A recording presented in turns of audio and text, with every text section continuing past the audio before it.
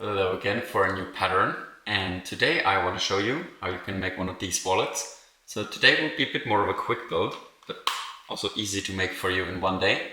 And you get a wallet where you have a full-size pocket for all your builds, and you have two pockets here in front, and you also get a nice bottom line where you can work on your edge polishing. So with that, let's get started and see how it's made. So for today's build, we'll only need 3 pieces, and one is already optional. We have the inner pocket, the outer shell, and also a little welt that you can add, but as I said, this one is also optional. And to get started, we will first want to burnish the outside of the outer shell, except the bottom, and also same for the inner pocket. So let's do that first.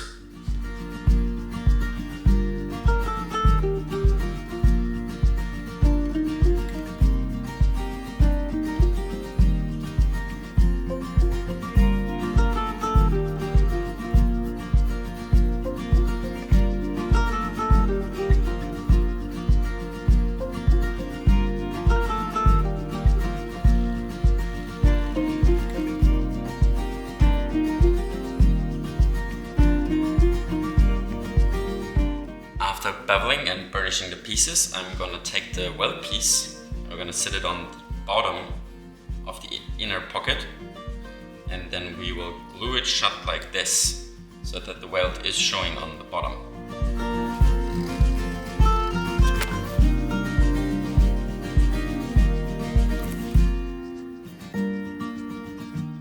After we glue the inner pocket together, I'm just gonna mark a small stitch line on the top corner of this pocket, so that it will more easily hold its shape once it's in the outer shell later on.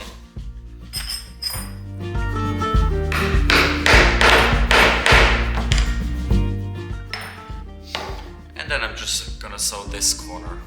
Then next up, I'm just gonna set our button on this one. But if you want, you can also skip the button and instead also use the front pocket ledge to close the thing if you don't have or don't want to use a button. Although if you don't use the button, I would recommend to change the shape of the front here, so it's more easy for the flap to close, open and close. But for this one, I'm just gonna add the button now, so let's do that first. Now that we have the button, we can glue in the inner pocket, so we can do the bottom stitch line and start finishing the bottom edge, where I will also show you how I do my edge polishing if you want to really have a nice mirror-like finish. And for that, as always, I'm gonna start scratching my bottom, then we glue it in there, and then we get to the edge finishing and stitching.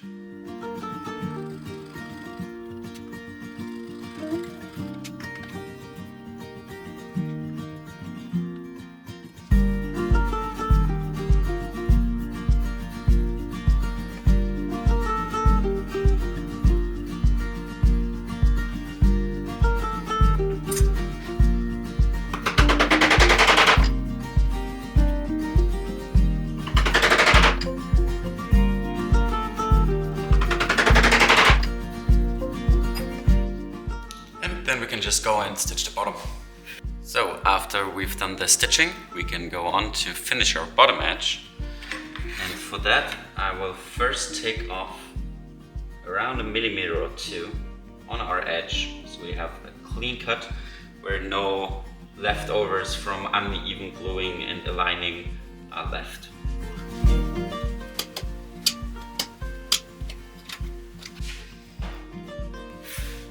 And then the first thing I will do is just go over it with some Tocono,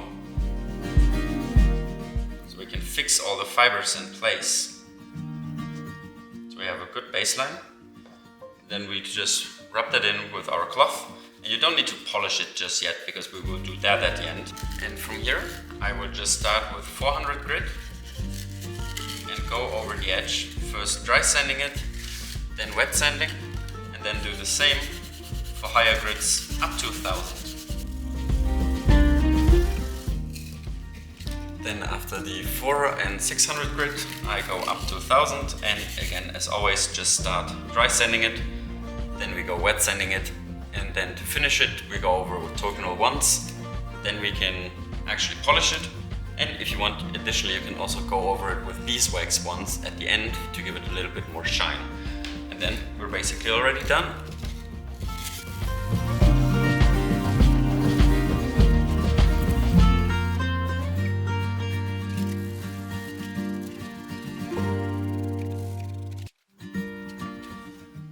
course, after sanding, I also tap down the edges to get rid of the mushrooming a little bit, and then we actually also still need to take off the edges.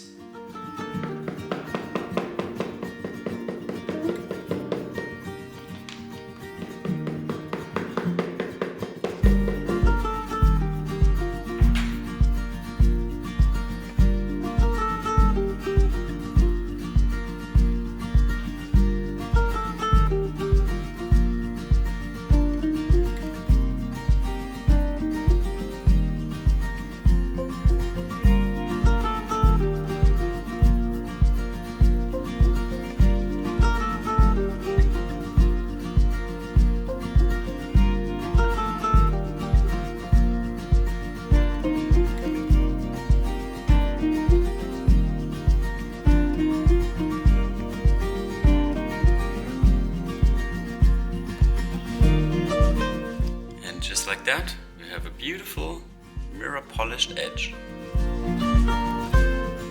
And that also already finishes the build. So you have your space where you can put on your builds, you have a front compartment for your cards, and also the inner pocket for either extra cards, or you can also put a couple of coins in there. And all in a neat form factor directly for your pocket. And it's always great to show off your edge polishing skills. So I do hope you liked this one. If you did, please leave a like on the video. If you want to see more in the future, also subscribe to the channel. And with that, I would say, see you next time.